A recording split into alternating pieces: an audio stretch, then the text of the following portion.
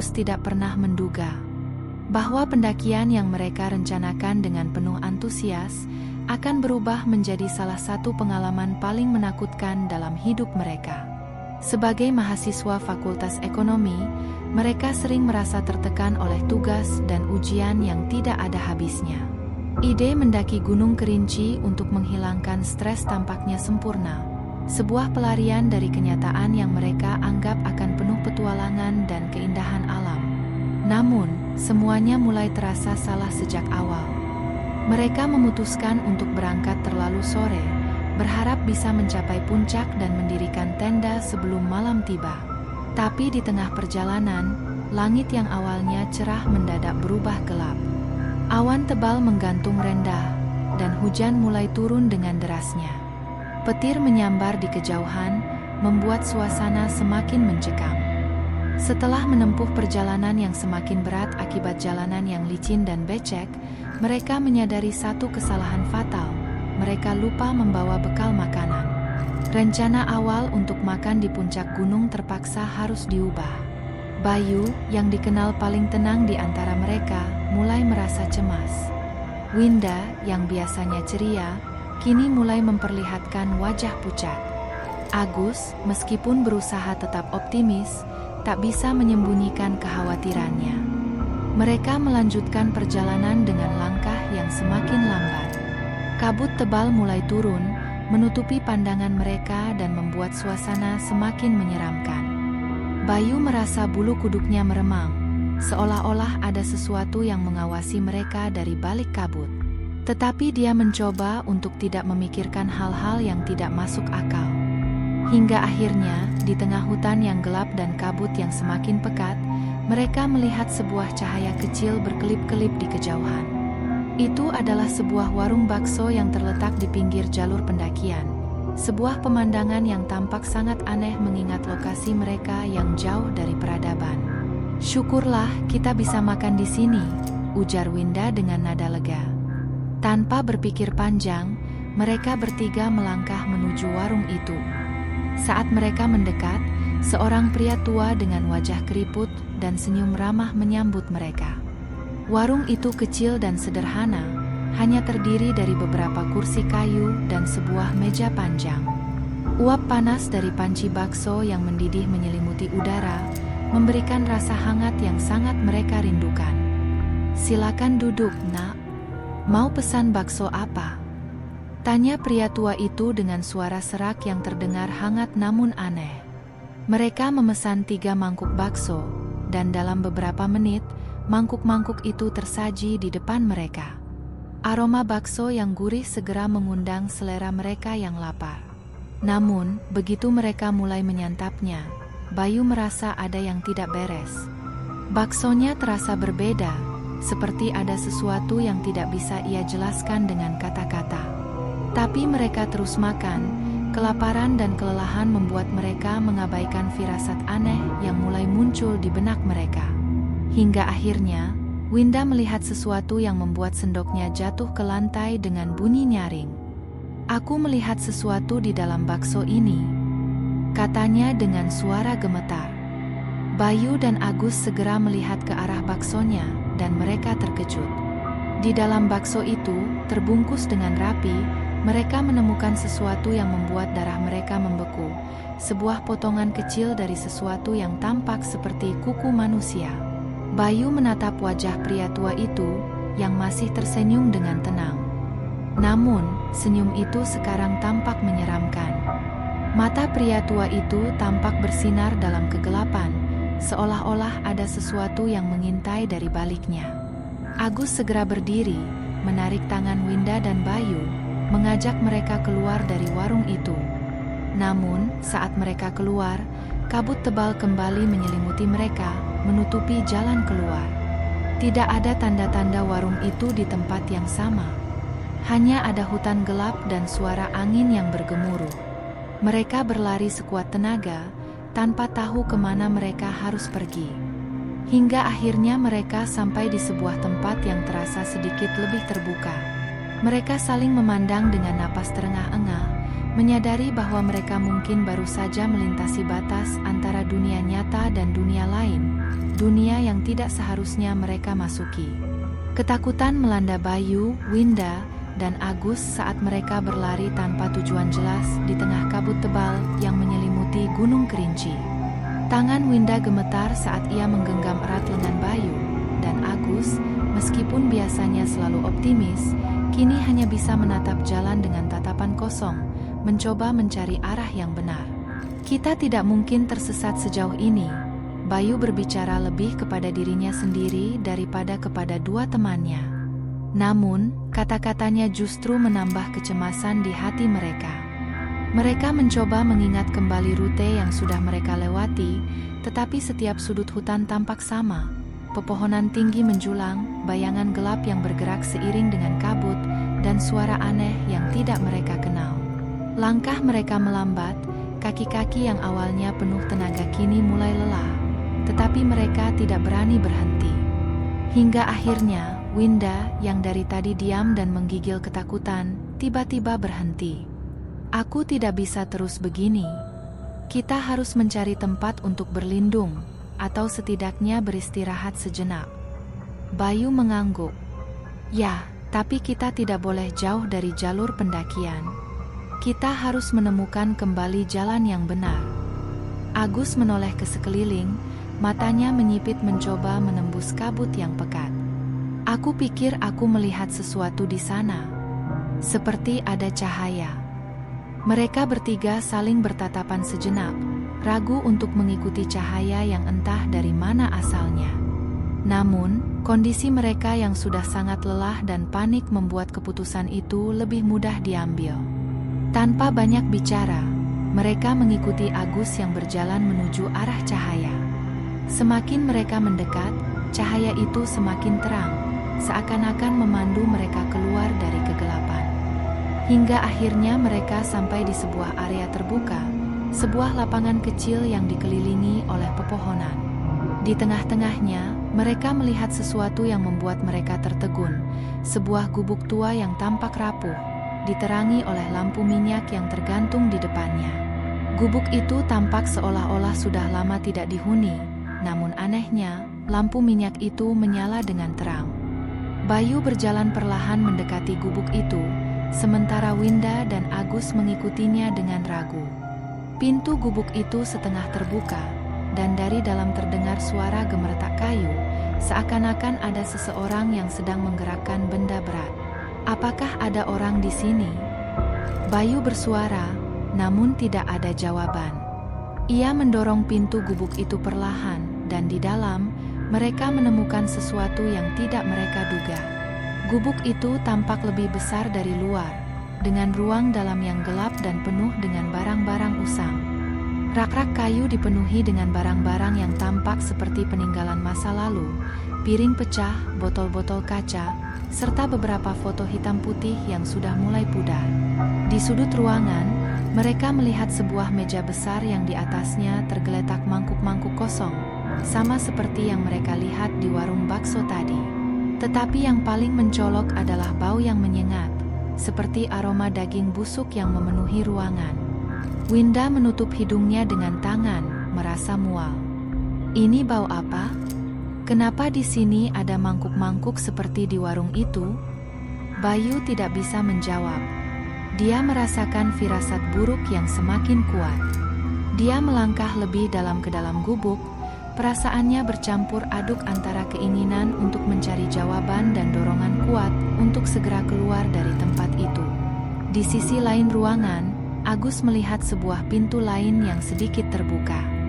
Tanpa sadar, ia melangkah ke arah pintu itu, tangannya gemetar saat meraih gagangnya. Mungkin ada jalan keluar dari sini, gumamnya, lebih kepada dirinya sendiri. Namun, ketika pintu itu terbuka lebar, mereka bertiga tidak siap dengan apa yang mereka lihat. Ruangan kecil di balik pintu itu kosong, kecuali satu hal, sebuah kuali besar yang masih hangat di atas api yang hampir padam. Di dalam kuali itu, mereka melihat potongan-potongan daging yang sudah matang, mengeluarkan bau busuk yang menusuk. Winda berteriak dan mundur, air matanya mengalir deras. Ini bukan daging biasa. Ini. Bayu dan Agus hanya bisa terdiam. Rasa takut dan ngeri membekukan tubuh mereka. Mereka tahu bahwa mereka harus segera keluar dari gubuk itu, tetapi kaki mereka seakan-akan enggan bergerak. Hingga akhirnya, dari belakang mereka, terdengar suara pintu yang menutup dengan keras. Mereka berbalik dan melihat pria tua yang tadi mereka temui di warung bakso berdiri di ambang pintu. Wajahnya kini tampak jauh lebih tua, dengan mata yang dalam dan gelap. Senyum yang tadi tampak ramah, kini berubah menjadi senyum dingin dan menakutkan. "Kenapa terburu-buru, anak-anak? Kalian belum selesai makan, bukan?" Suaranya terdengar berat dan penuh dengan ancaman. Bayu mencoba meraih tangan Winda dan Agus, berusaha untuk lari, tetapi ruangan itu terasa semakin sempit, seolah-olah dindingnya mulai mendekat. Langkah mereka terasa berat, dan pria tua itu semakin mendekat. Wajahnya kini tampak seperti bayangan yang bergerak di dalam kabut. "Ayo, kalian harus makan lebih banyak. Tidak baik menolak pemberian orang tua," lanjut pria itu dengan suara yang semakin menyeramkan. Ketakutan mereka mencapai puncaknya saat pria itu mengangkat tangannya, dan tiba-tiba, ruangan itu dipenuhi oleh suara-suara aneh. Suara gemeretak, jeritan halus, dan bisikan-bisikan yang tidak mereka mengerti. Kabut tebal mulai memasuki ruangan, menutupi pandangan mereka. Bayu mencoba melawan, tetapi tubuhnya terasa lemas, seakan-akan kekuatan hidupnya diserap oleh sesuatu yang tidak terlihat. Mereka terjebak dalam mimpi buruk yang tidak berujung, hingga akhirnya kegelapan menelan mereka. Saat Bayu terbangun, ia mendapati dirinya terbaring di tanah, basah kuyup oleh hujan yang masih terus turun. Ia melihat sekeliling, mendapati Winda dan Agus tergeletak tidak jauh darinya. Keduanya terlihat kelelahan dan kebingungan. Namun, yang paling aneh adalah gubuk itu tidak ada lagi. Mereka berada di tempat terbuka, sama seperti saat mereka menemukan lapangan kecil itu, tetapi tidak ada tanda-tanda keberadaan gubuk tua, atau bahkan pria tua yang menakutkan itu. Mereka bertiga duduk dalam keheningan, mencoba mengingat apa yang terjadi. Tetapi ingatan mereka terasa kabur, seolah-olah sebagian besar dari kejadian tadi hanyalah mimpi buruk yang terlalu nyata. Hanya satu hal yang mereka tahu pasti, mereka harus segera turun dari gunung ini, sebelum sesuatu yang lebih buruk terjadi. Dengan sisa-sisa tenaga yang mereka miliki, mereka berjalan turun, tidak peduli dengan jalur yang seharusnya mereka ambil. Yang terpenting bagi mereka adalah keluar dari gunung itu secepat mungkin. Beberapa jam kemudian, mereka akhirnya sampai di pos pendakian awal. Para penjaga pos menatap mereka dengan heran, melihat kondisi mereka yang kacau balau. Salah satu penjaga bertanya, "Apa yang terjadi? Kalian baik-baik saja?" Bayu, Winda, dan Agus hanya bisa mengangguk tanpa berkata apa-apa. Mereka tidak ingin menceritakan apa yang baru saja mereka alami, karena siapa yang akan percaya? Tetapi mereka tahu bahwa pengalaman itu nyata, dan ketakutan yang mereka rasakan bukanlah ilusi. Mereka akhirnya kembali ke kota, namun perasaan tidak nyaman itu tidak pernah hilang. Setiap kali mereka mendengar suara angin atau melihat kabut tebal, ingatan akan malam itu kembali menghantui mereka. Hingga kini, mereka tidak pernah mendaki gunung lagi, apalagi Gunung Kerinci. Tetapi satu hal yang selalu menghantui mereka, perasaan bahwa di suatu tempat, pria tua itu masih menunggu. Menunggu pendaki lain yang tidak sengaja tersesat di kabut Gunung Jin, untuk diundang ke dalam gubuknya yang menyeramkan. Dan setiap kali Bayu menutup matanya, ia masih bisa merasakan rasa bakso itu di lidahnya, rasa yang tidak akan pernah ia lupakan. Setelah peristiwa mengerikan di Gunung Kerinci, Bayu, Winda, dan Agus berusaha kembali ke kehidupan normal mereka sebagai mahasiswa. Namun, bayangan malam itu tidak pernah benar-benar hilang dari pikiran mereka. Setiap kali mereka mencoba untuk melupakan, sesuatu selalu mengingatkan mereka akan apa yang telah terjadi. sebuah bisikan di angin malam, kabut yang tiba-tiba menyelimuti jalan, atau bahkan aroma bakso yang sesekali tercium dari warung-warung di pinggir jalan. Seminggu setelah kejadian itu, mereka bertiga berkumpul kembali di kafe kampus, mencoba untuk mendiskusikan apa yang sebenarnya terjadi. Raut wajah mereka semua masih menunjukkan ketegangan, meskipun mereka berusaha keras untuk bersikap normal.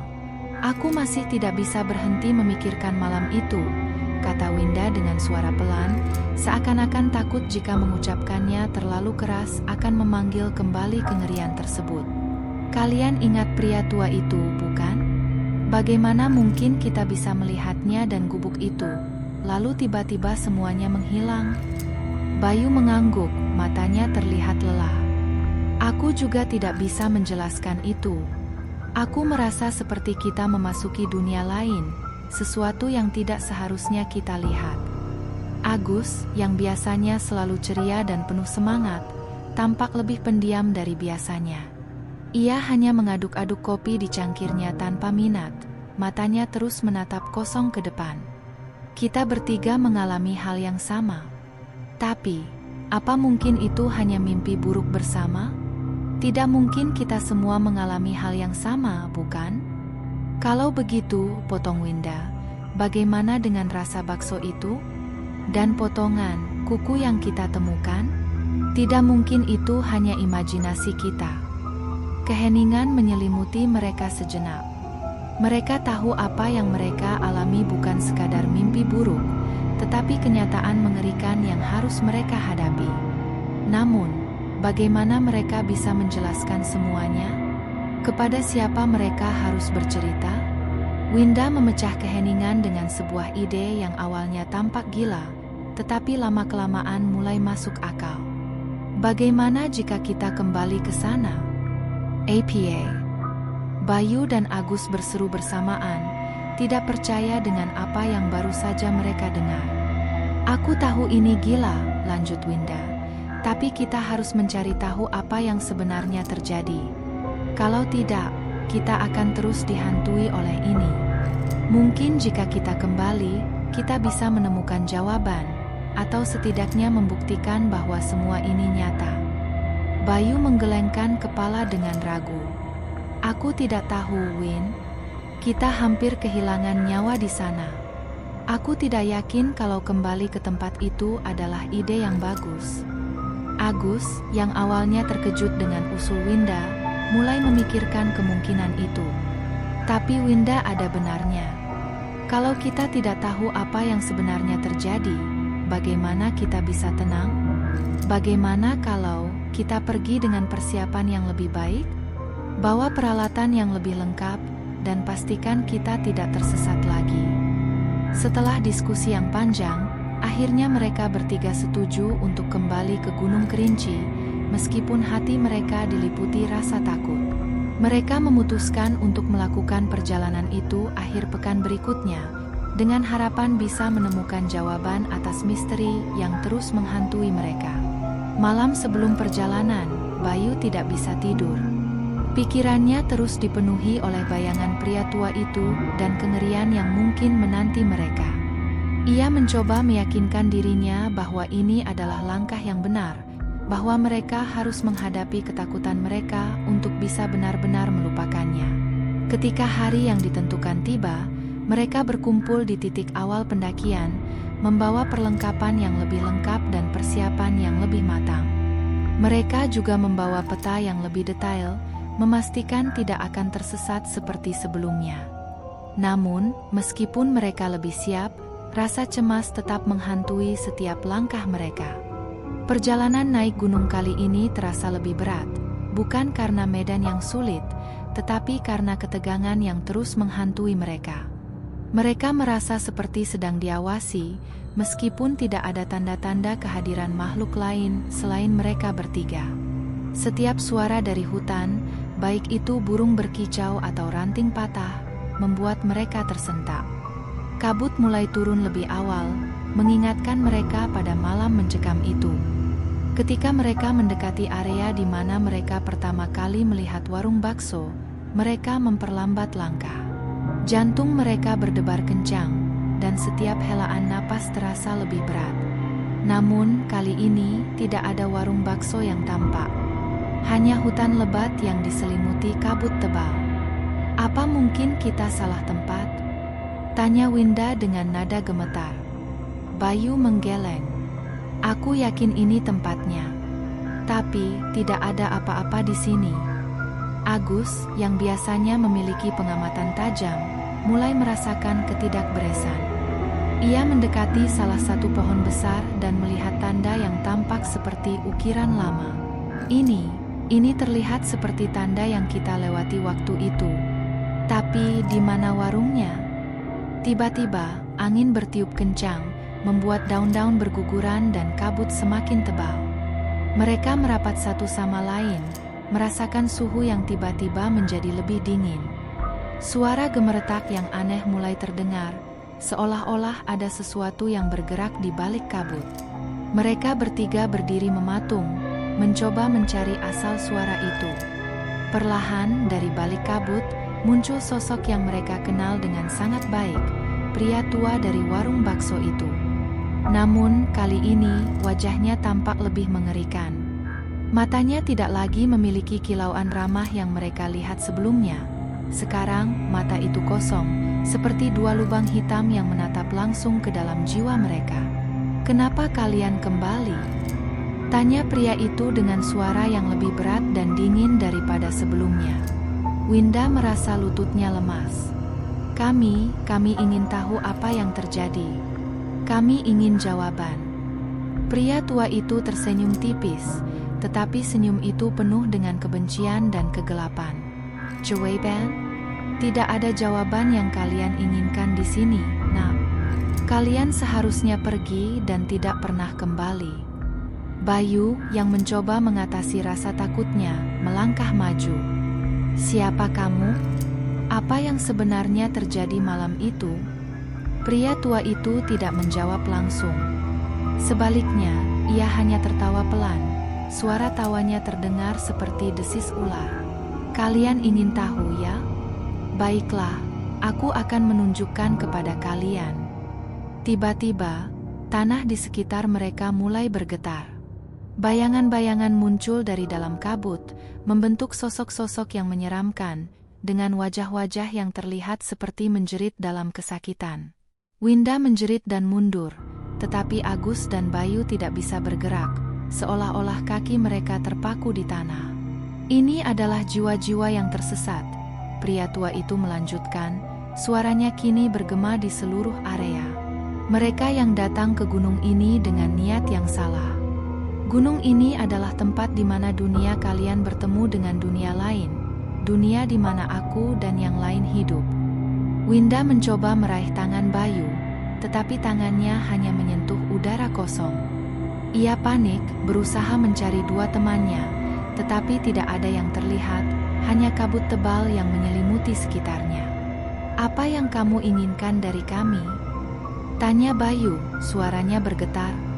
Pria tua itu menatapnya dengan dingin. "Aku tidak menginginkan apapun. Kalian yang datang ke sini, kalian yang mengganggu tempat kami. Sekarang, kalian harus membayar harganya." Bayu merasakan sesuatu mencengkeram pergelangan kakinya. Ketika ia melihat ke bawah, ia melihat tangan-tangan kurus dan kotor yang mencengkeram kakinya, menariknya ke dalam tanah. Ia berusaha melawan, tetapi semakin ia berjuang, semakin kuat cengkeraman itu. Aku tidak ingin mati di sini." Bayu berteriak dengan putus asa. Namun, pria tua itu hanya tertawa. "Kalian tidak akan mati, nak.